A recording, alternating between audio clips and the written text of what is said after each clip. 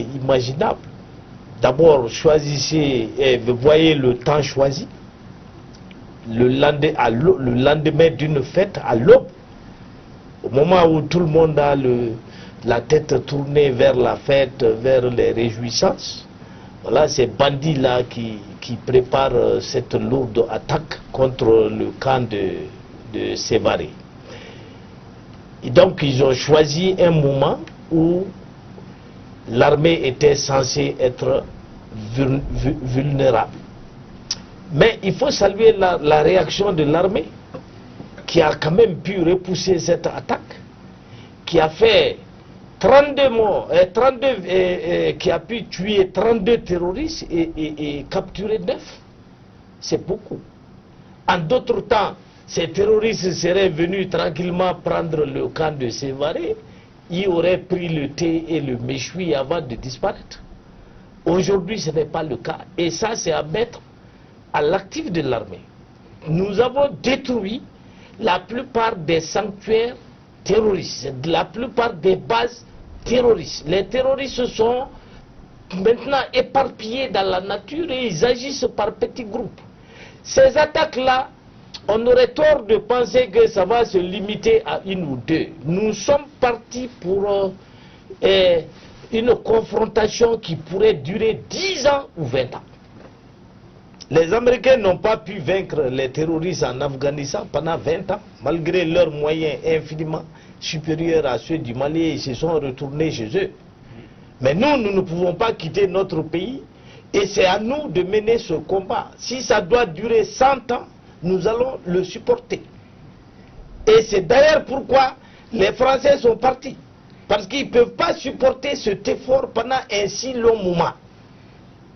D'où le fait qu'il revient au Mali et aux Africains de lutter pour la paix en Afrique. J'apprécie beaucoup, chemin faisant, l'option de plus en plus choisie par les pays frappés par le terrorisme de se tourner vers l'aide de leurs voisins africains. Le Bénin se tourne vers le Rwanda, le Mozambique s'est tourné vers le Rwanda, la RD Congo s'est tournée vers les pays d'Afrique de l'Est, notamment l'Ouganda et autres. C'est beaucoup plus efficace et c'est beaucoup plus pérenne. Bon. Maintenant, ce que j'aimerais souligner avant de vous céder la parole, c'est que cette action des terroristes souligne tout l'intérêt du nouvel armement que nous sommes en train d'acquérir, c'est-à-dire les avions et les drones de guerre. Ils voulaient détruire ces drones et ces avions. Ça veut dire que c'est un véritable fléau pour les terroristes, notre aviation. Donc il faut tout faire pour la protéger. Il faut tout faire pour la promouvoir, parce que personne ne peut mener la guerre dans l'immensité désertique du Mali si tu n'as pas une aviation tout à fait opérationnelle. Et enfin, je me demande s'il ne faut pas délocaliser le camp de Mopti, parce que c'est vraiment entouré de populations civiles, de maisons civiles, et c'est dangereux pour ces populations-là. D'accord.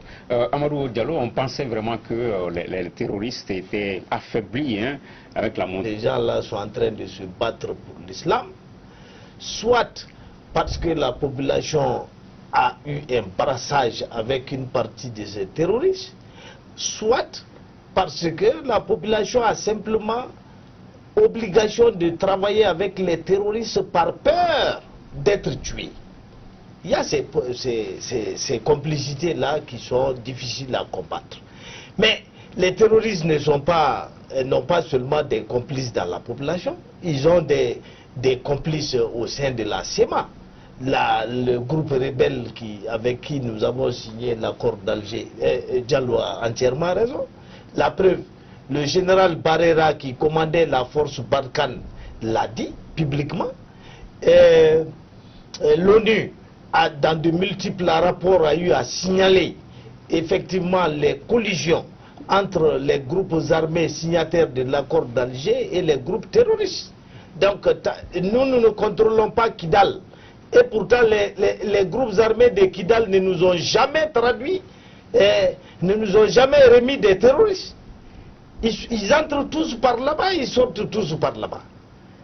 Bon. Donc il y a ces complicités avec les groupes armés qui contrôlent l'essentiel du territoire du Nord. Il y a aussi les complicités au sein de nos propres forces armées et de sécurité. Il y a des gens, des militaires qui volent des armes ils vont les vendre à qui? Ils vont les vendre à ces terroristes. Et n'oublie pas que ces terroristes-là, ils ont l'argent de la drogue, ils ont l'argent des trafics de cigarettes, des trafics de migrants, des trafics d'armes. Mais cet argent sert à acheter des renseignements chez nous. Personne ne peut mener une guerre sans renseignement. Donc, ils ont des complices, et dans la population, et dans les forces armées de sécurité. Ils ont surtout des puissants complices à l'étranger. Parce que quand vous les traquez, ils s'enfuient, ils sortent de nos frontières. C'est pour aller où? Ils ne dorment pas dans le ciel. Ils se soignent quelque part. Leurs véhicules sont garés quelque part. Leurs enfants et leurs femmes dorment bien quelque part. C'est dans des États voisins. Et chacun se reconnaîtra quand je parle. Ok. Mohamed, voyez-vous là qu'il faut orienter la communication pour dire aux Maliens, écoutez, ce n'est pas fini, il peut y avoir des attaques à tout moment, du type de ce qu'on a vu à Nara ou même à Sévaré, parce qu'à un moment on a compris que, on a pensé qu'avec l'acquisition des équipements, que la guerre était pratiquement finie, que les terroristes étaient vaincus.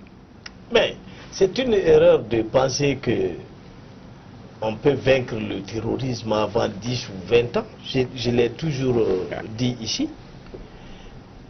On ne les vaincra pas avant ce délai. Et comme j'aime les termes médicaux, le terrorisme c'est comme un cancer qui s'était installé dans notre pays. Nous sommes en phase de chimiothérapie. On est en train de traiter la maladie. Et tous les jours, on fait un nouveau traitement. Et quand le traitement faillit un peu, on change de traitement vers peut-être la radiothérapie. Et ça va prendre des années, ce traitement.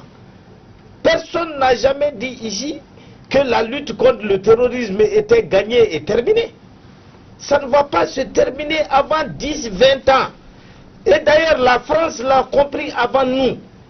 La preuve, la France a décidé de réarticuler la force Barkhane, de réduire les effectifs, de ne plus mener cette guerre, comment on appelle ça, ouverte contre les terroristes, mais plutôt de le faire de manière étalée sur le temps, avec des commandos, le renseignement, et de réduire surtout le budget affecté à la force Barkhane.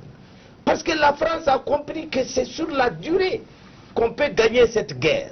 Elle a décidé de réarticuler ses forces en conséquence. Donc la France savait qu'elle ne pouvait plus tenir comment on appelle ça, les dépenses extraordinaires qu'il fallait exposer chaque année si elle continuait sur la stratégie qu'elle avait adoptée au départ. Donc la France ne pouvait pas. Nous avons encore moins de moyens que la France, mais nous sommes sur le bon chemin. Nous sommes en train de nous armer, nous sommes en train de recruter. Nous sommes en train de nous renseigner. Ça prendra le temps que ça prendra, que personne ne se dise que ça va se terminer l'an prochain. D'accord. Voilà, il y aura encore des attaques.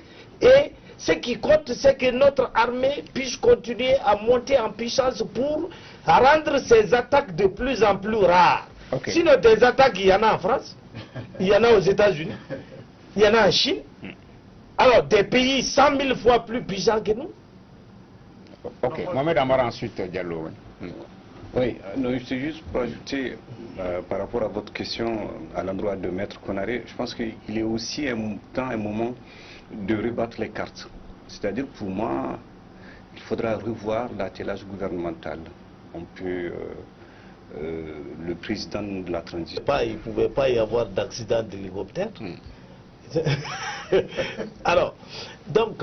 c'est des accidents qui arrivent quand vous avez des hélicoptères. Et certains se demandent, mais comment un hélicoptère en bon état peut-il tomber à Moussabougou? Mais sachez qu'il y a des hélicoptères neufs qu'on a achetés, mais il y a aussi des hélicoptères d'occasion qui servent soit à l'entraînement, soit à certains transports, etc. Les hélicoptères neufs, le Mali ne peut pas se permettre de n'acheter que des hélicoptères neufs. Un hélicoptère neuf, ça va chercher dans les 10 milliards l'unité. Le Mali n'a pas ces moyens-là. Donc nous mélangeons un peu le neuf et le youyou, quoi. Donc c'est un youyou qui est tombé l'autre jour. D'accord. Voilà, et ça arrive dans tous les pays. Les États-Unis ont aujourd'hui à peu près 400 avions entrés en phase de désuétude. Ils cherchent des gens pour les acheter. Et donc si on en avait, ce serait très bien. Ça peut au moins servir à l'entraînement. Je suis désolé que l'hélicoptère soit tombé, mais ça peut arriver tous les jours et ça arrive dans tous les pays. Récemment, vers Kidal, il y a eu même un accident entre deux hélicoptères français qui a fait, je crois, 13 morts parmi les forces françaises. Et à défaut d'un accident technique, il peut y avoir des tirs amis. Entre troupes alliées, on peut se tirer dessus et faire des morts. C'est arrivé en Irak à plusieurs reprises. Donc tout ça là est inévitable quand vous êtes dans le feu de l'action. D'accord. Voilà, et il faut s'y attendre. Ok, on souhaite paix à l'âme des disparus, les 3 pilotes qui, à travers leur bravoure, à travers leur professionnalisme, ont su éviter le pire. Ça va être le dernier mot.